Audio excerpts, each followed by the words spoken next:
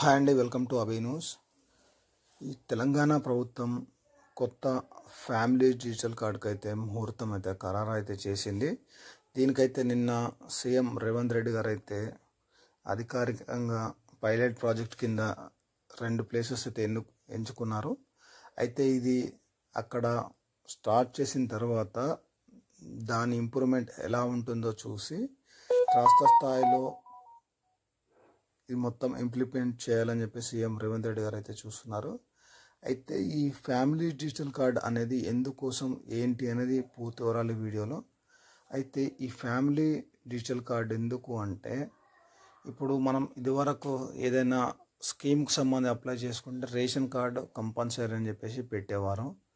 అయితే ఇప్పుడు అలా కాకుండా ప్రతి ఒక్క స్కీమ్కు ఈ ఫ్యామిలీ డిజిటల్ కార్డ్ అనేది తీసుకొచ్చారు. అంటే రాబోయే ఇందిరమ్మ ఇండ్లు కానీ, పెన్షన్స్ కానీ, అలాగే డబుల్ బెడ్రూమ్లు కానివ్వండి, కరెంటుకు సంబంధించి కానివ్వండి, కరెంటు బిల్స్ కానీ, అలాగే ఇతర రైతు బంధు కానీ, రైతు బీమా కానీ, అంటే తెలంగాణ రాష్ట్రం ఏవైతే పథకాలు పెట్టిందో అలాగే రాబోయే పథకాలు ఏవైతే ఉన్నాయో వాటన్నింటికి ఈ ఫ్యామిలీ డిజిటల్ కార్డ్ ద్వారా లింక్ అయితే చేస్తారు.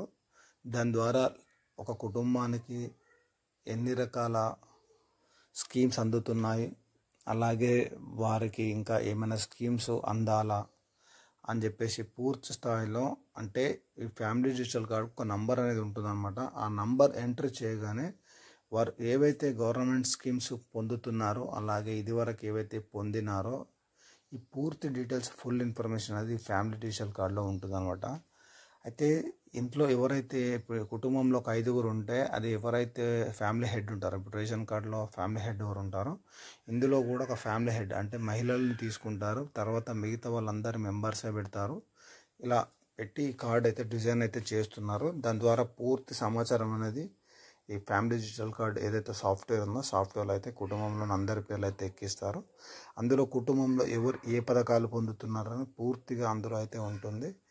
వారి ఏదైతే నంబర్ ఉంటుందో ఆ నంబర్ కొట్టగానే వారికి స్కీమ్ సంబంధించి ఫుల్ ఇన్ఫర్మేషన్ వస్తుంది. అలాగే ఇప్పుడు రాబోయే స్కీమ్స్ కూడా ఏవైతే ఉన్నాయో అవి కూడా అందులో ఎంటర్ చేస్తారన్నమాట.